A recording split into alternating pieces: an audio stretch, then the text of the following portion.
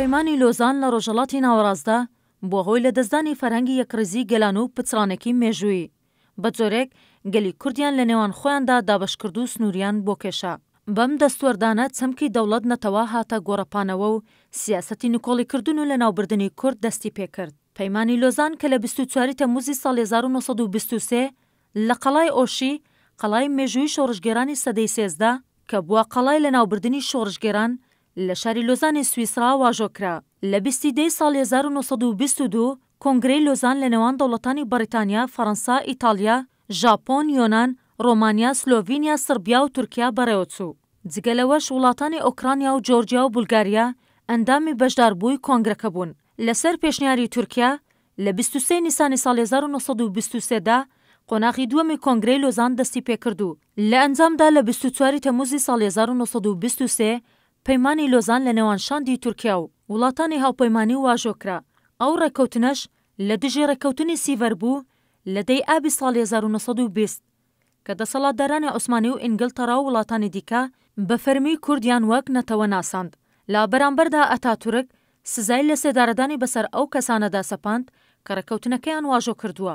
هەموو هەوڵەکانی تورکیاش بۆ ئەوە بوو کە ڕێکەوتنی سیڤەر نەخرێتە بواری جێبەجێکردنەوە. بەم جۆرە لە دەرەوەی ئێرادەی نەتەوەی کورد نەخشەی ناوچەکە کێشرایەوە.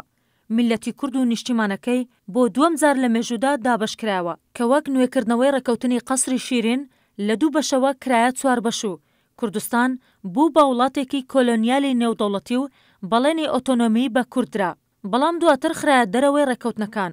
پرسی کورد بە یاسای بنەڕەتی ساڵی 1921 دیاریکرا بوو کە چارەسەر دەکرێت، بەڵام بە یاسای بنەڕەتی ساڵی 1924 کێشەی کورد و بوونی کورد نکۆڵی لێکرا. دوای یاساکەش دەستیان کرد بە نکۆڵیکردن، کۆچپێکردن، کوشتنی کوردان و وێرانکردنی کوردستان. ئەگەرچی بەم ڕێکەوتنا ڕایانگەیاند کورد و تورک یەک پارچەن، بەڵام لە ڕاستیدا 101 ساڵە دژ بەما هەنگاو دەنرێت. لە بەرامبەریشدا کورد بەدەیان سەرهەڵدان و شۆڕشی بەرپا کردووە.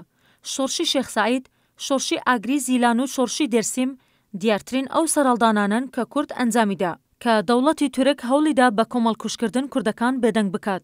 کۆمەڵکوژی دێرسیمیش دیارترین نمونەیە کە ئەتاتورک لە شاری دێرسیمی باکووری کوردستان ئەنجامیدا و 70,000 کوردی عەلەوی کۆمەڵکوژ کرد. کاتێک کە ڕێکەوتنی لۆزان مۆرکرا، کورد لە ڕووی سەربازی، سیاسی، دیبلۆماسی و ئابوووریەوە دەسەڵات و ڕێخستنی نەبوو. سەرباری ئەوەش هەتا ئەمڕۆ پەیمانی لۆزانی قبوڵ نەکردووە. بە جۆرێک دوای هەفتاکانی سەدەی ڕابردوو قۆناغێکی نوێ بۆ کورد دەستی پێکرد. پارتی کرێکارانی کوردستان پەکەکە بەڕێبەرایەتی عەبدوڵڵا ئۆجەلان دامەزرا. لەگەڵ ئەم سەرهەڵدانە نوێدا فشاری سەربازی بۆ سەر کورد زیاتر بوو. هەزاران گوند سووتان و بە ملیۆنان کورد کۆچیان پێکرا.